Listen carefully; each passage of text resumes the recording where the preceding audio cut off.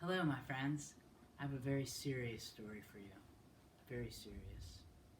Even the title itself lends itself to a certain pensive quality. I'd like to read for you, "What?" cried Granny, an almost bedtime story.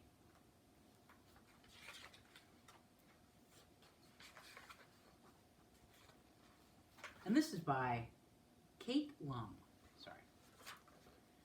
Once upon a time, there was a little boy named Patrick who was having his first ever sleepover at his granny's house. As the sun began to set, Granny said, "Patrick, my dear boy, it will be dark soon. It's time to get ready for bed." "But, Granny," said Patrick, "I don't have a bed here." "What?" cried Granny. And so she ran out into her yard and she saw some tall trees that were just growing, and so she chopped one down. She carried it to her workroom, she opened her toolbox and made Patrick a fine bed. She painted that bed a restful shade of blue. She put a comfy red mattress on it and took it to the bedroom. "There you are, dear boy," said Granny. "Now climb into bed, lay your head on the pillow, and drift off to dreamland." "But, Granny," said Patrick, "I don't have a pillow here." "What?" cried Granny.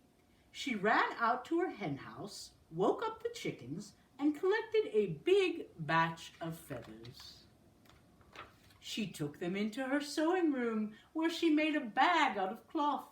She stuffed it with the feathers, sewed it up neatly, and gave it to Patrick. "There you are, dear boy," said Granny. "Now climb into bed, lay your head on the pillow, tuck the blanket up underneath your chin, and I will kiss you goodnight." "But, Granny," said Patrick, "I don't have a blanket here." "What?" cried Granny. She ran outside and headed for the hills, where a flock of fat sheep were snoozing. She sheared off some of their wool and ran right back home. She took the wool to her basement. She spun it into yarn. She knitted a warm, fuzzy blanket and dyed it the prettiest shade of twilight purple. When it was dry, she carried it upstairs and spread it out on the bed. "Now, Patrick, dear boy, climb into bed, lay your head on the pillow, tuck the blanket up under your chin, give your teddy bear a hug, and then turn out the light."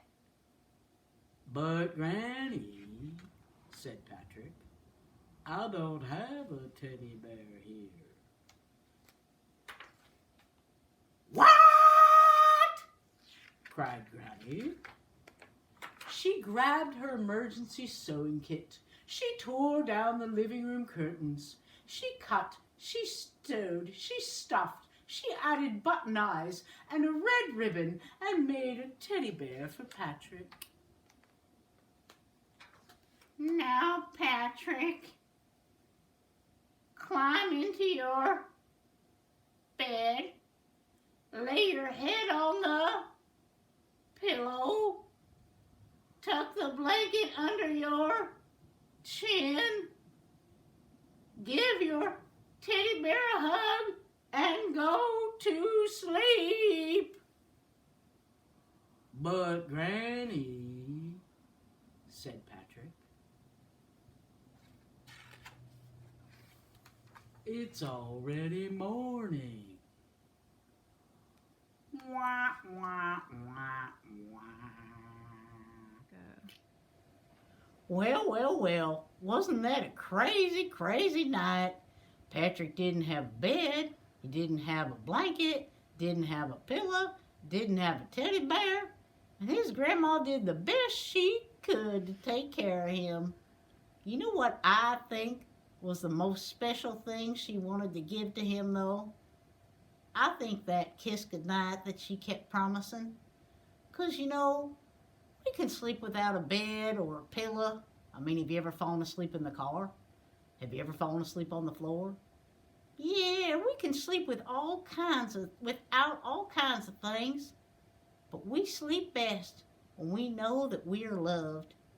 And tonight, when y'all drift off to dreamland, remember that you are loved, loved, loved.